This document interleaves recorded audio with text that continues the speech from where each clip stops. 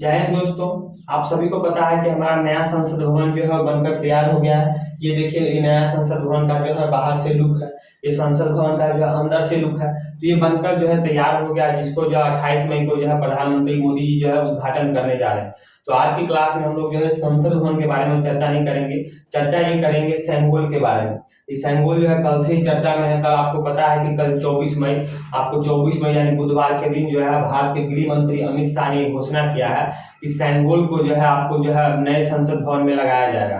वही आज की क्लास में हम लोग समझेंगे कि सेंगोल क्या है, सेंगोल का इतिहास क्या है, आखिरकार सेंगोल को जो है नए संसद भवन में क्यों लगाया जा रहा है, उसी को आज की क्लास में हम लोग समझते हैं। ठीक है, देखिए सेंगोल, ये आपको सेंगोल यहाँ पर दिख रहा हुआ है, ये खड़ा हुआ है, ये सेंगोल लेटा हुआ है, यही सेंगोल है। इसका नाम क्या है? सेंगोल। अब ये जो सेंगोल है आपको तमिल का शब्द है, तमिल का शब्द है समय। इस समय से मिलकर ये सेंगोल बना है, जिसका मतलब होता है कि धर्म, निष्ठा, सच्चाई।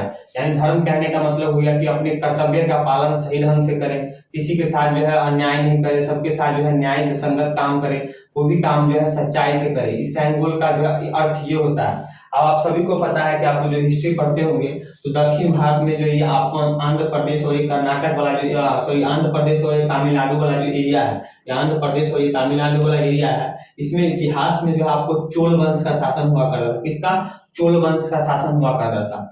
अब इस चोल वंश में जो है एक पर एक महान शासक हुए थे।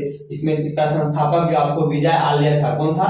विजय आल्य था। इसी प्रकार विजय आल्य की तरह जो इस चोल वंश में जो है एक पर एक जो है शासक हुए, जैसे कि राजेंद्र प्रथम हो गया, राजा राज प्रथम हुआ, जिसका जो है पूरे आपको भारतीय महाद्वीप पर जिलों का चर्चा हुआ करता था।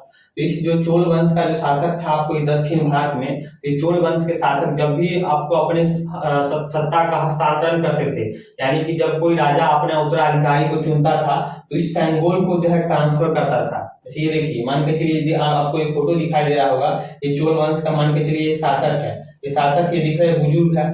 जब ये बुजुर्ग हो गया तो अपना उत्तराधिकारी चुन रहा है, ये उत्तराधिकारी हो गया, ये नया शासक हो गया। तो ये जब पुराना वाला जो राजा है जब अपना उत्तराधिकारी चुन रहा है, चोल वंश का उत्तराधिकारी चुन रहा है, तो इसको देखें ये सेंगोल दे रहा है। देख रहे हैं ये सेंगोल इसके हाथ में पकड़ा रहा है। इसका मतलब होता है इसको पकड़ा रहा है किस लिए? इसको इसलिए पकड़ा रहा है कि भैया जब तुम अब राजा बन रहे हो, तुम शासक बन रहे हो, तुम अपने कर्तव्य का पालन जो है सही ढंग से करना, किसी के साथ अन्याय नहीं करना, ये मत देखना कोई बड़ा है कोई छोटा है, सभी के साथ एक जैसा व्यवहार करना। तो इस सेंगोल जो है एक शक्ति के रूप में प्रतीक होता था। इस सेंगोल दिखाता था, इस सेंगोल देने का मतलब यही होता था कि राजा सभी के साथ एक जैसा व्यवहार करे, किसी के साथ जो है अन्याय जैसा काम नहीं करे, सबके साथ जो है न्याय संगत काम करे। इसीलिए इस सेंगोल को जो है चोल वंश के शासक जो है जो अपने उत्तराधिकारी को चुनते थे तो उसको जो है सत्ता के हस्तांतरण के समय दिया करते थे। तो ये हमने समझ लिया। उसी समय जब 1947 ईस्वी में जब भारत को आजादी मिली तो भारत को भी जो अंग्रेजों की तरफ से जो है सत्ता का हस्तांतरण होना था, यानी कि अंग्रेज जो है सत्ता हमको भारत को सौंप के जाते। तो ये देखिए अपने जवाहरलाल नेहरू हो गए। तो एक दिन जवाहरलाल नेहरू और ये जो क्या कहते हैं माउंटबेटन, ये कौन हो गया? ये आपको जवाहरलाल नेहरू हो गए और ये माउंटबेटन हो गया। तो माउंटबेटन जो है आपको भारत का अंतिम गवर्नर जनरल था। कौन था? क्वेश्चन पूछता है कि भारत का अंतिम गवर्नर जनरल कौन था? तो अंतिम गवर्नर जनरल ये माउंटबेटन हो गया। ये माउंटबेटन वैसे नौसेना का अधिकारी भी रह चुका था। तो जो माउंटबेटन ये पूछता है, माउंटबेटन नेहरू जी से पूछता है कि आपको सत्ता का हस्तांतरण होने वाला है, आपको सत्ता मिलने वाला है, इस फंक्शन पर आप क्या प्रोग्राम कर रहे हैं? तब जाके नेहरू जी क्या कहते हैं? तो नेहरू जी क्या करते हैं, सी राजगोपालाचारी। राजगोपालाचारी जो है स्वतंत्र भारत के अंतिम गवर्नर जनरल थे। बात समझ गए? स्वतंत्र भारत के अंतिम गवर्नर कौन थे? तो ये देखिए हो गया राजगोपालाचारी। तो इन्हीं राजगोपालाचारी से जब नेहरू जी ने पूछा कि सत्ता का जो हस्तांतरण हो रहा है, जो अंग्रेज हमको सत्ता दे के जा रहे हैं, उस मौके पर हमको क्या करना चाहिए, तब राजगोपालाचारी ने नेहरू जी को जो है इसके बारे में बताया, चोल वंश के शासकों के बारे में बताया कि देखिए जब इतिहास में हमारे भारत में चोल वंश हुआ करते थे, जब वो चोल वंश के शासक अपने सत्ता का हस्तांतरण करते थे तो इसी प्रक्रिया को अपनाते थे, यानी सेंगोल को जो है प्रतीक के रूप में देते थे। इसके सेंगोल की महानता के बारे में नेहरू जी को बताया था। तो नेहरू जी बोलते ये तो अच्छी बात है, काम कीजिए, इस अवसर पर जब हमको सत्ता का हस्तांतरण हमारे पास हो रहा है तो इस सेंगोल को जो है मनाया जाए। तब जाके जो है सी राजगोपालाचारी ने आपको यहाँ पर जो है तमिलनाडु में ही जो एक मठ था, कौन मठ का नाम था? थिरुवदुथुराई मठ, थिरुवदुथुराई मठ। तो इस मठ से जाके संपर्क किया। थिरुवदुथुराई मठ जो है अपने आप में एक ऐतिहासिक मठ है, समझ रहे हैं, ये अपने आप में जो है आपको तमिलनाडु में एक ऐतिहासिक मठ है। इस मठ से जाकर जो है श्री राजगोपालाचारी ने संपर्क किया कि हमको जो है सेंगोल चाहिए, इसमें आप हमारी मदद किए। तब जाके है इस मठ के जो बड़े बड़े पंडित होते थे, बड़े बड़े पुजारी थे, उन्होंने जो है श्री राजगोपालाचारी का मदद किया कि उन्होंने बताया कि सेंगोल कैसे बनता है, उसके डिजाइन के बारे में बताया, उसकी महानता के बारे में बताया राजगोपालाचारी को। और उसके बाद से थिरुवदुराई मठ के द्वारा आपको जो है इसका डिजाइन तैयार किया गया। और उसके बाद इसको बनाने के लिए जो है आपको चेन्नई का एक सुनार था जिसका नाम था बुमुदी बंगारू। क्या नाम था? बुमुदी बंगारू। और तब जाके जो है बुमुदी बंगारू ने जो है इसको बनाया, किसको? सेंगोल को बनाया। इस सेंगोल के आप देख सकते हैं, इस सेंगोल के ऊपर नंदी बसा हुआ है, देखिए यहाँ पर, देखिए ये सेंगोल हो गया। ये सेंगोल, इस सेंगोल के ऊपर एक नंदी बना हुआ है, देख रहे हैं, नीचे सोना का बना हुआ, ऊपर एक नंदी बैठा हुआ।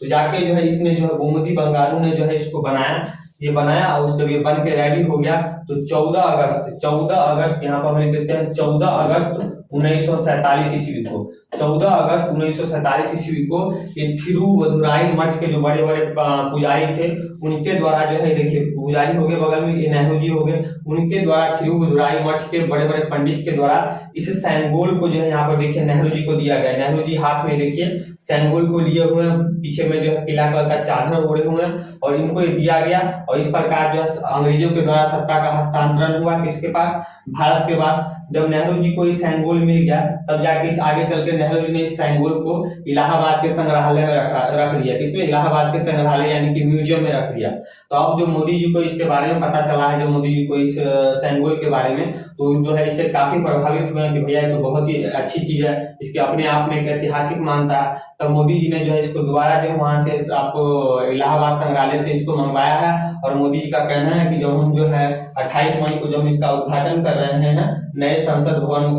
का, तो इस सेंगोल को जो है हम लोकसभा में, जो लोकसभा में आप सभी को पता है कि स्पीकर का पद होता है, यहाँ देखिए यहाँ पर स्पीकर साहब बैठेंगे, उसी स्पीकर के बगल में इस सेंगोल को स्थापित किया जाएगा। यहाँ पर सेंगोल स्थापित होगा, यानी कि लोकसभा स्पीकर जो है सभी के साथ जो है एक जैसा व्यवहार करेंगे, ये नहीं देखेंगे पक्ष की पार्टी है तो अगर जिस पार्टी से वो बने हैं उस पार्टी का पक्ष लेंगे और विपक्ष का पक्ष नहीं लेंगे, यानी न्याय संगत काम करेंगे। इसीलिए जो है सेंगोल को जो है लोकसभा का स्पीकर है उसके बगल में इसको स्थापित किया जाएगा। तो ये जो है अपने सेंगोल का इतिहास है और क्यों इसको लगाया जा रहा है इसके बारे में आप लोग समझ गए होंगे। तो आज के लिए इतना ही, मिलते हैं नेक्स्ट वीडियो में किसी नए टॉपिक के साथ, तब तक के लिए जय हिंद।